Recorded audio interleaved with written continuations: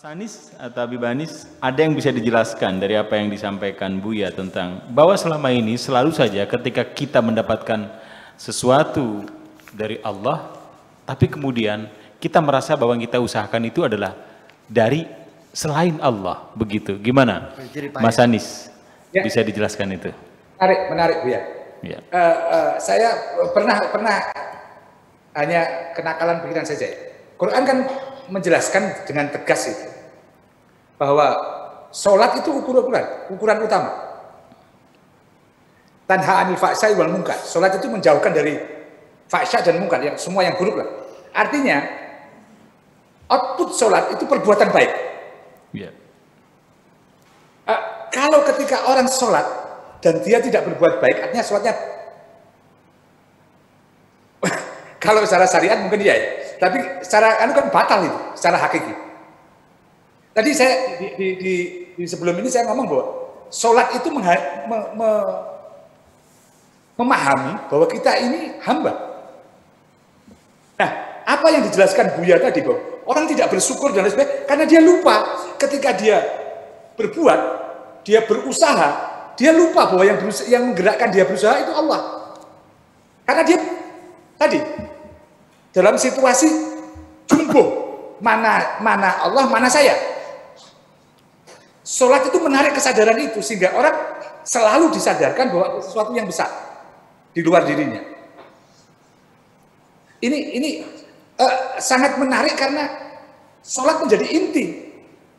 Kalau menurut hadis, sholat pertanyaan yang pertama ditanya di akhirat itu soal sholat, belum yang lain. Karena sholat menjadi kunci. Sholat itu kalau Buya lebih tahu tentang makna sholat dalam bahasa. Itu keterhubungan yang terus keterhubungan dengan Allah. Intinya kan sholat, sholawat dan sebagainya, konektor yang menghubungkan hamba dengan Tuhannya, olehnya. Nah, ketika itu ambyar, maka semuanya ambyar. Dan kalau ada mau melihat sholatnya orang, lihat perbuatannya. Jadi bisa kita balik. Ketika orang lupa dalam kehidupan di pasar, di kantor, tidak mencerminkan kesyukuran atau kesadaran bahwa semua digerakkan Allah, maka sholatnya yang orang bisa kata, sholatnya ada yang salah dalam sholatnya. Ada yang salah, saya mengatakan tidak, sholatnya salah. Ada yang salah. Sehingga Quran bolak-balik mengatakan, katakanlah, dengan kata yang agak sarkas itu bahwa sholat itu menjadi tidak berarti dalam konteks itu. Kemudian tentang tadi saya agak tertarik dengan Buya bahwa kalau Anda merasa lapar itu berarti Anda nggak fana. Maaf, ini agak berbeda sedikit. Rasulullah itu ketika Mi'raj habis, ketika balik dia merasa lapar lagi. Merasa sedih lagi ketika ada yang meninggal, putranya meninggal. Merasakan manusia tetap manusia. Ada lapar, tapi tidak sesuatu yang berlebihan, yang sangat mendasar, kebutuhan manusia yang sangat dasariah.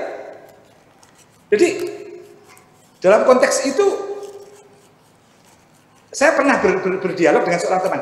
Ada dua ulama. Yang satu yang disebut Majdub. Yang majdub dalam pengertian tertentu, bukan majdub dalam pengertian yang umum. Ya. Dia menjadi tidak tahu harta, ada uang dibuang-buang. Itu karena dia nggak tahu itu harta itu ada harganya bukan. Seperti anak kecil Anda beri emas, Anda nggak tahu harganya emas. Dia akan sama memperlakukan emas itu dengan besi-besi yang lain.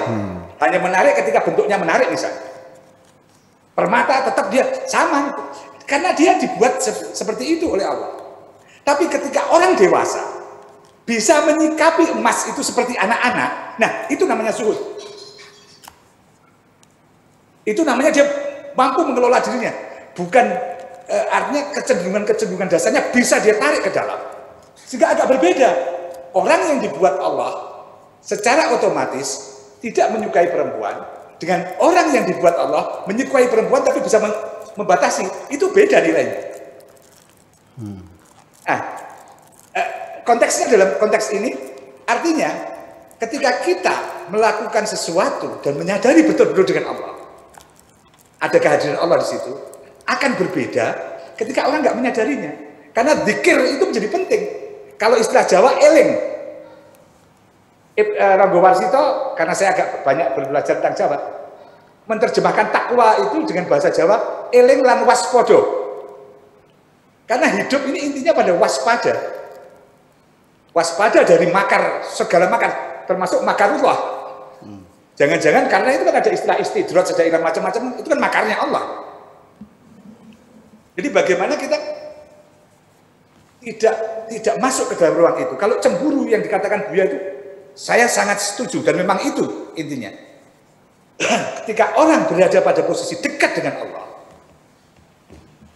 Nabi pun ketika Nabi kan dekat dengan Allah, salah sedikit langsung ditegur, beri hukuman, diberi peringatan.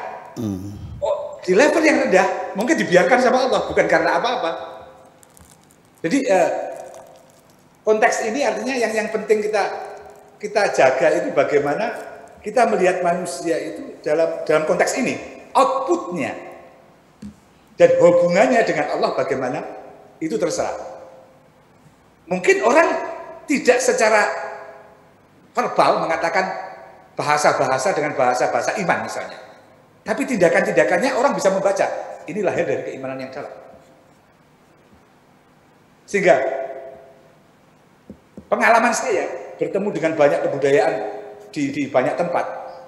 Di Jawa itu kan mungkin secara syar'i belum sempurna. Tapi secara iman sudah sempurna. Tapi sekarang menjadi hancur. Dulu orang tua-tua di pasar kena batu sedikit innalillahi wa innalillahi. Sekarang sudah jarang. Jadinya Pak jaile. Dulu orang ada dapat sedikit alhamdulillah. Syukur. Sekarang nggak ada. Artinya ada degradasi nilai di peradaban ini. Dan itu berbahaya itu karena materialisme begitu kuat sehingga orang tadi di awal saya katakan manusia kehilangan ikatannya dengan yang maha sehingga hidupnya menjadi tidak berarti. Dia mencari arti dengan dunia. Itu caranya dia mencari arti.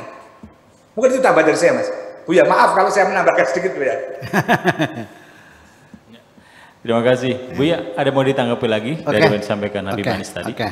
Saya ingin melihat bahwa qad aflahal mu'minun alladzina hum fi salatihim khasyun. Berbahagialah orang-orang yang beriman itu, yaitu mereka yang salatnya khusyuk. Ditambahkan lagi inna salata tanha 'anil fahsya'i wal munkari. Perbedaan pendapat tentang salat khusyuk 1300 tahun yang lalu. Saya mohon maaf kepada seluruh umat Islam barangkali ketika saya ingin mengatakan berbeda, bahwa tidak ada jaminan orang itu melakukan sholat lalu dia tidak melacur, dia tidak main judi, dia tidak booking call girl di hotel, tidak menjamin orang itu menjaga kemaluannya. Karena tanha itu fi'il mudhari'. Tanha, nahat, madi. Tanha fi'il mudhari'. Fi'il mudhari' itu akan. Kalau akan artinya jangan pernah mengatakan sholatnya kamu percuma kalau sholat tidak mencegah kejahatan. Sholat tidak pernah percuma. Akan, tidak mesti hari ini kamu jadi baik. Mungkin besok, mungkin lusa, mungkin tahun depan.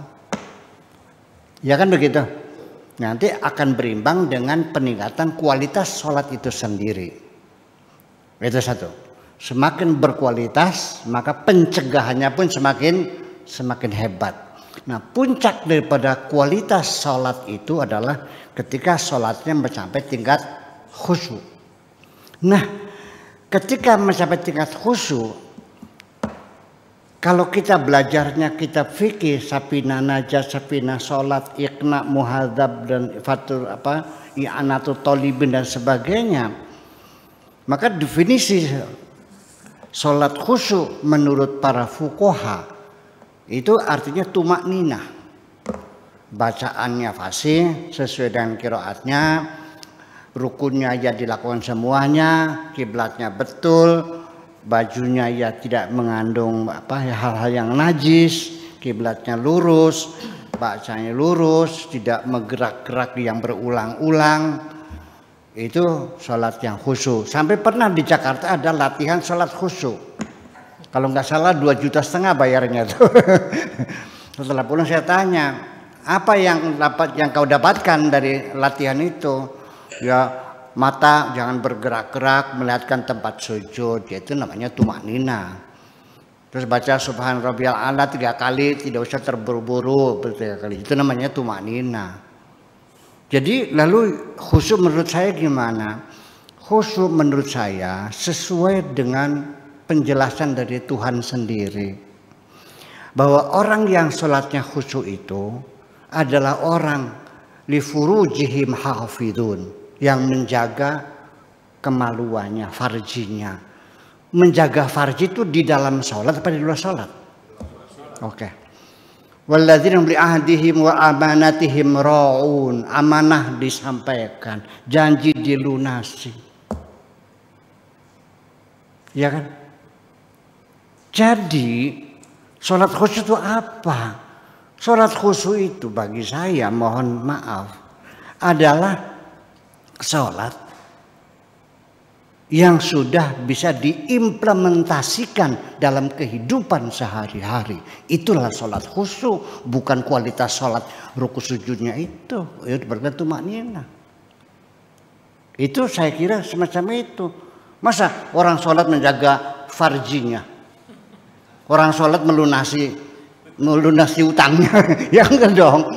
Itu kan di luar sholatnya. Jadi ketika Anda sudah bisa mengimplementasikan sholat dalam kehidupan sehari-hari, itulah namanya sholat Anda sudah mencapai tingkat khusyuk. Sholat sendiri adalah konsep, bukan sesuatu fisik yang bisa dilihat dengan mata, bisa diraba. Yang kita lihat sehari-hari bukan sholat yang kita lihat. Yang saya lihat Pak Afkar sedang melakukan sholat. Pak Tato sedang melakukan sholat. Saya melihat orang yang melakukan sholat. Saya sampai sekarang tidak melihat sholat. Dan tidak bisa dilihat itu konsep. Ya kan? Af'alun wa aqwalun muftatahatun bitakbir, itu juga definisi yang perlu dipertanyakan lagi.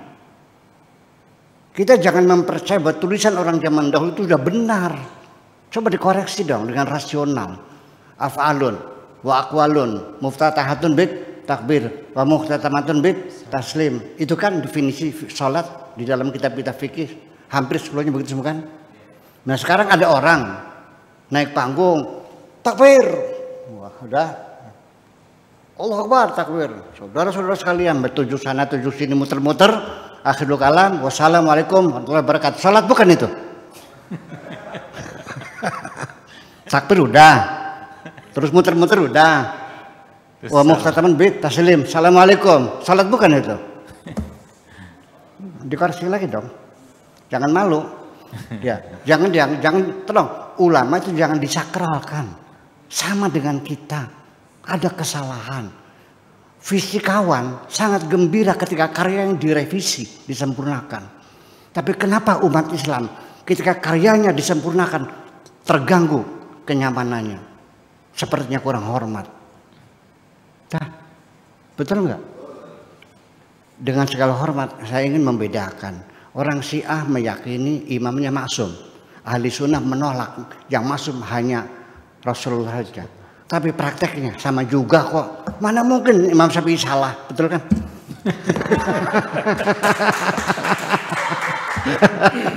Kita jujur aja lah begitu. Kemudian tentang bersyukur mendapat nikmat Tuhan, mengaku sebagai pemberian Tuhan. Ini banyak para ulama, para ustadz yang mengatakan ya itu kan hanya kufur nikmat. Awas. Walaqad ta'adzana rabbukum la in syakartum la azidannakum. Kalau kamu bersyukur ku tambah. Wala in kafartum, kalau kamu kufur, apa kufur di sini? Tidak berterima kasih, tidak mengakui, tidak bersyukur artinya itu kufur. Ya itu kan kufur nikmat. Jadi menganggapnya kader, itu kader itu bahasa apa, bahasa Indonesianya kader tuh. Cuman hanya, ya itu kan hanya kufur nikmat. Menganggap kecil kufur nikmat. Jelas inna adzabi lasyadid, dihukum sekeras-kerasnya. Kok hanya gimana lagi? La in syakartum la azidannakum. Ini terjemahnya juga berbelit-belit gini aja terjemahnya. La in syakartum la azidannakum. Bersyukur gue tambah. Walin kafartum inna adzab syadid. Tidak bersyukur gue gebugin loh, gitu aja selesai. Itu terjemahnya gitu aja lah. Karena di sini ada jawab syartil mahdhuf, ada jawab syarat yang dibuang. La in syakartum syarat. La azidannakum jawab syarat. Bersyukur saya tambah. Wala in kafartum, mana jawab syaratnya? Enggak ada kok. Inna adzabil syadid bukan jawab syaratin. Tapi itu taukid kepada jawab syarat yang mahdhuf. Takdirnya wala in kafartum la u'adzibannakum adzaban syadidan inna adzabi lasyadid. Itu artinya. Suruh bahasa i'rab lagi dah yang menyepelekan apa namanya kufur nikmat nih. Supaya tahu persis itu dihilangkan itu supaya timbul rasa takutnya lebih serem gitu sebetulnya mah. Jadinya malah menjadi kendor terus hanya sekedar kufur nikmat. Sekarang begini Pak Edi, ini Pak Edi nih. Anakmu mencuri uangmu, marah nggak? Ditabok nggak? Oke. Anakmu sekolah nggak berangkat, main dingdong, marah nggak? Ditajong nggak? Apapun kesalahan anakmu, tetap biar nakal anakmu, nurut anakmu, cakep anakmu, ganteng anakmu, jelek anakmu, pasti kamu sayang. Tetapi begitu anakmu tidak mengakui kebaikan-kebaikanmu, wahai orang tua, setelah kaya bilang orang tuaku tidak memberi modal sedikit pun, ini jerih payahku sendiri. Ketika seorang anak tidak mengakui kebaikan orang tuanya, ditanya oleh wartawan di interview, dari mana Anda bisa jadi konglomerat sebaunya gini, cerita begitu-begitu. Dikasih modal berapa oleh orang tuamu? 0. Orang tuaku tidak memberikan uang sedikit pun. Ibunya dengar di TV nih, anaknya tidak mengakui kebaikan orang yang melahirkan, yang nyebokin, yang ngebedongin, yang nyusuin, yang tidak ada. Begitu pulang kata ibunya, wahai anakku, terakhir aku menjadi engkau anakku. Jangan masuk rumah sini dan jangan kau panggil aku lagi sebagai ibumu. Selesai, tutup pintu. Tidak mengakui kebaikan. Inna adzabi lasyadid. Habib Anis juga sama. Ketika anaknya, ayahku Habib Anis nggak pernah membedali saya capek sendiri. Dihilangkan kebaikanmu. Akan nantinya sama. Sejak hari ini engkau bukan anakku lagi. Sorry. Setuju? Setuju. Itulah kira-kira. Baik.